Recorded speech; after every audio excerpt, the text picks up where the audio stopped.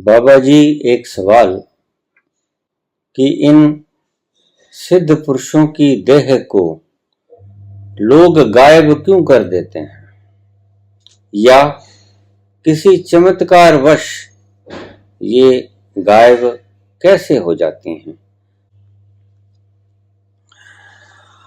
हम जब जला देते हैं मृतदेह को तो उनमें से जो अस्थियां चुनते हैं, आज भी हम लोग उन्हें फूल कहते हैं। अक्सर हम कहते हैं कि गंगा जी में फूल प्रवाहित कराओ। हम उन्हें हड्डियां नहीं कहते, हम उन्हें फूल कहते हैं। थोड़ा सा सम्माननीय शब्द है फूल।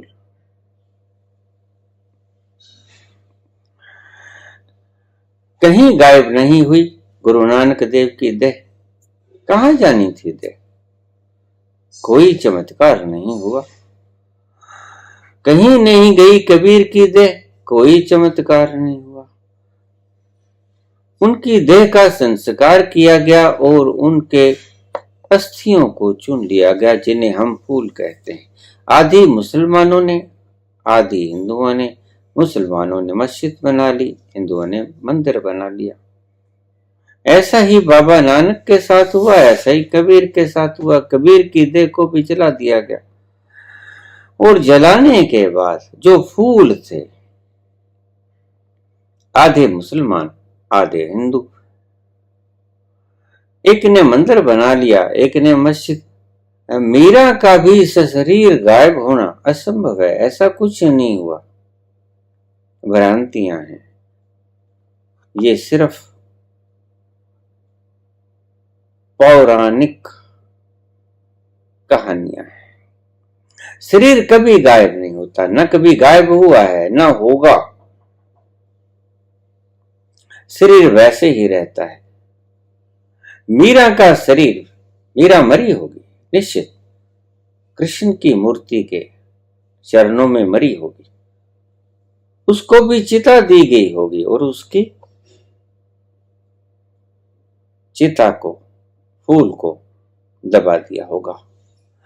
पता नहीं चला कि कब्र कहां है, कहां दबा दिए गए उसके फूल, बात अलग है। लेकिन इनकी मृतदेह कहीं ऊपर नहीं उड़ जाती, कहीं कोई चमत्कार घटित नहीं होता। ये संस्कार कर दिया जाता है और उसके बाद जो अस्थियां चुगी जाती हैं उनको हम लोग फूल कहते हैं।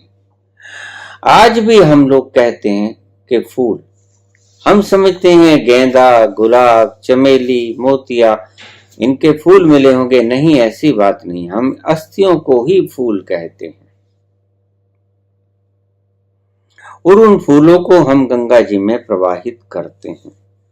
लेकिन क्योंकि संत पुरुष थे, इतने लोग तो शुरू से ही जानते हैं कि संत पुरुषों की हड्डियों को फूल, जिन्हें हम फूलों का नाम देते हैं, अस्थियों को एक पात्र में भर के रख लिया जाए तो अपनी खुशबू जो उन्होंने पिया एनलाइटनमेंट के वक्त, वो बिखेरती रहेंगी।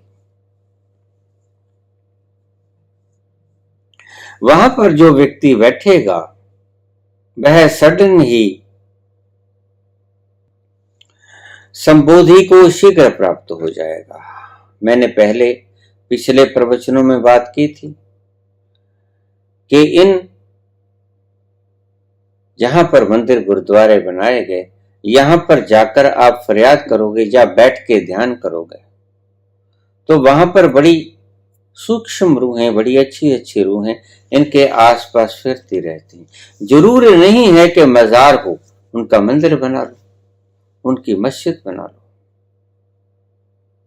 अच्छी रूहें उसके आसपास फिरती रहती हैं, जो कि आप जाओगे कुछ न कुछ मांगोगे, रूहें सुनेगी और आपकी इच्छा को पूरी कर देंगे। किसी भी मजार में या जहां दफन किए गए फूल किसी के भी हों, अगर वहां मंदिर बना दिया, मस्जिद बना दिया, चर्च बना दिया, कुछ भी बना दिया, वहां पर जाकर अगर कोई व्यक्ति ध्यान करेगा तो शीघ्रता से संबोधि को प्राप्त होगा। उतना वक्त नहीं लगेगा जितना आम वक्त दिनों में लगता। बहुत कम वक्त लगेगा, बड़ा चित्त लगेगा आपको वहां पर ध्यान करते वक्त। ऐसा ही मैं किया करता था। धर्मदास सिद्ध पुरुष थे। धर्मदास बाबा धर्मदास की समाधि पर रात को जाके बैठ जाता, मेरा नित्य कर्म था ये। उसी की वजह से मुझे इतनी शीघ्रता से ज्ञान हो पाया। कहीं नहीं जाती मृतदेह, मृतदेह यहीं रहती है। उनको संस्कारित किया जाता है। संस्कार करने के बाद जो अस्थियां चुगी जाती हैं वो आधी आधी हिंदुओं मुसलमानों ने बांट ली। एक ने गुरुद्वारा बना लिया, एक ने मस्जिद बना ली, एक ने मंदिर बना लिया, एक ने मस्जिद बना ली। मीरा के साथ भी यही हुआ, लेकिन मीरा की समाधि कहां है इसका पता नहीं चल सका। इतिहास में कहीं ये बात दर्ज नहीं है। खैर, कहीं नहीं जाती मृतदेह, कहीं नहीं जाती मृतदेह, यहीं रहती हैं। ये कहने वालों ने कह सुन के जो भी लिख दिया, लेकिन ऐसा होता नहीं है।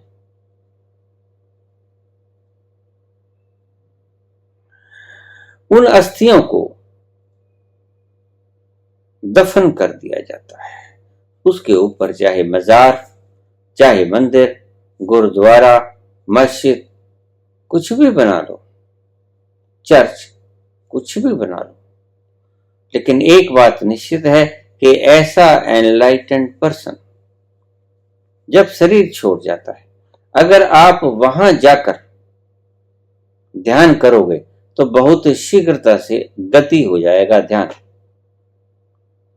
और अगर कोई संसारिक प्रार्थना उससे करोगे तो क्योंकि वो इतनी शानदार रेंजेज होती हैं कि अच्छी रूहों को बड़ा पसंद आता है, उनके भीतर का विकिरण, उनकी रेंज बहुत अच्छी लगती हैं। इसलिए ये अच्छी रूहें उनके आसपास ही मंडराती रहती हैं। जब आप जाके कुछ मांगोगे बाबा से, ये सुनेगी, और क्योंकि ये सहायक रूहें होती हैं, ये आपके पीछे ही हो लेंगी और आपका काम करवा देंगी। आपको तंग परेशान नहीं करेंगी, आपका काम करवा देंगी। अगर मीरा मरती है, कबीर, नानक जैसे ही देह त्याग करते हैं, उनके शरीर कहीं गायब नहीं होते हैं। उनके शरीरों को अग्नि भेंट करके, उनके फूलों को चुग के बांट लिया आपस में, उन्हें हम फूल कहते हैं। तुम्हारी भाषा में फूल का अर्थ क्या है? तुम्हारी भाषा में फूल का अर्थ है गेंदा, चमेली, मोतिया वगैरह वगैरह। अंग्रेजी में फूल को मूर्खता कहते हैं।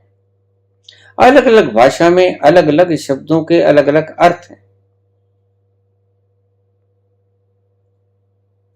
फूल चुके हमने अस्थि, गुरुद्वारा बना लिया, मंदिर बना लिया, मस्जिद बना ली, वहां पर जाकर प्रार्थना करते हैं। निश्चित रूप से वहां जो प्रार्थना करेगा उसकी प्रार्थना बहुत ही शीघ्र फलदायी होगी। जो आप मांगोगे करीब करीब मिल जाएगा।